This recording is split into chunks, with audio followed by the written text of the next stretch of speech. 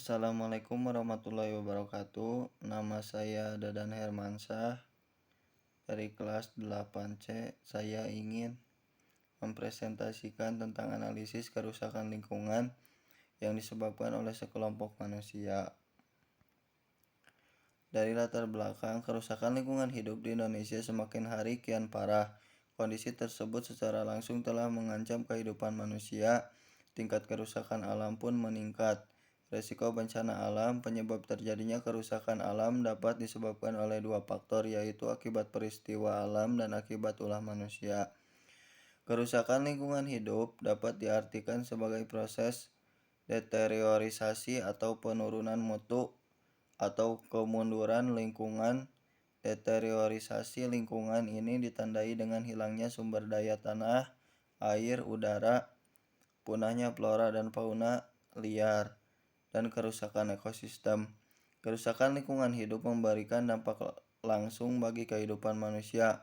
Pada tahun 2004, High Level Death Panel Challenge Change PBB memasukkan degradasi lingkungan sebagai salah satu dari 10 ancaman terhadap kemanusiaan.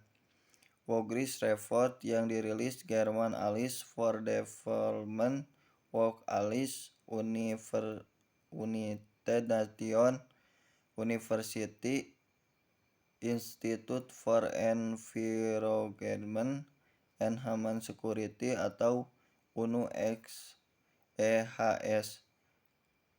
dan The Nature Conservancy pun menyebutkan bahwa kerusakan lingkungan menjadi salah satu faktor penyebab terjadinya menentukan tinggi rendahnya resiko bencana alam di suatu kawasan. Penyebab kerusakan lingkungan hidup. Penyebab kerusakan lingkungan hidup secara umum bisa dikategorikan dalam dua faktor, yaitu akibat peristiwa alam dan akibat ulah manusia. Letusan gunung berapi, banjir, abrasi, tanah longsor, angin puting beliung, gempa bumi, dan tsunami merupakan beberapa contoh bencana alam. Bencana-bencana tersebut menjadi penyebab rusaknya lingkungan hidup akibat peristiwa alam. Meskipun jika ditelan lebih lanjut, bencana seperti banjir, abrasi, kebakaran hutan, dan tanah longsor bisa saja terjadi karena adanya campur tangan manusia juga. Penyebab kerusakan lingkungan yang kedua adalah akibat ulah manusia. Kerusakan yang disebabkan oleh manusia ini justru lebih besar dibanding kerusakan akibat bencana alam. Ini mengingat kerusakan yang dilakukan bisa terjadi secara terus-menerus dan cenderung meningkat. Kerusakan ini umumnya disebabkan oleh aktivitas manusia yang tidak ramah lingkungan seperti perusakan hutan dan alih fungsi hutan, pertambangan, pencemaran udara, air, dan tanah, dan lain sebagainya. Kemudian ada beberapa fakta terkait tingginya kerusakan lingkungan hidup di Indonesia akibat kegiatan manusia, antara lain yang pertama yaitu laju deforestasi mencapai 1 juta hektar per tahun yang mengakibatkan 21% dari 133 juta hektar hutan Indonesia hilang. Hilangnya hutan menyebabkan penurunan kualitas lingkungan, meningkatnya peristiwa bencana alam, dan terancamnya kelestarian flora dan fauna. Kemudian yang kedua, penebangan liar. Tanah longsor bencana ini sering menimbulkan korban jiwa karena banyak pemukiman yang tertimpa batu-batuan dari lereng ataupun bukit. Bencana ini juga sering terjadi tiba-tiba, terkadang membuat orang yang di sekitarnya saja tidak sadar akan terjadinya tanah longsor. Adanya bencana tanah longsor ini dikarenakan dampak kerusakan alam akibat ulah manusia. Adanya penebangan pohon liar tanpa adanya reboisasi menjadikan adanya erosi.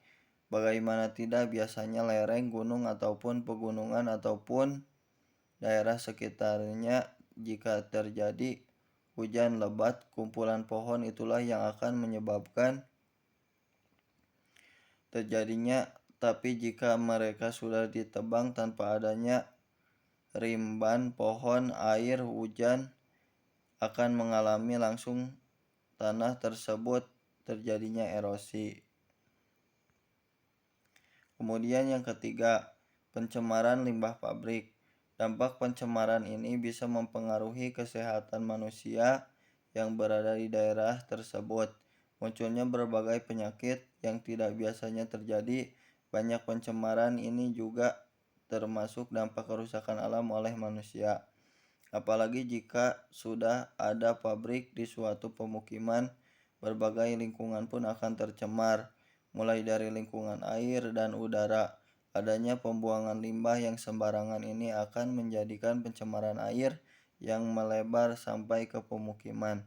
Hal ini akan menjalar sampai ke sumur para warga, bahkan beberapa sungai juga bisa tercemar. Terima kasih presentasi yang dapat saya sampaikan. Mohon maaf bila ada kekurangannya. Assalamualaikum warahmatullahi wabarakatuh.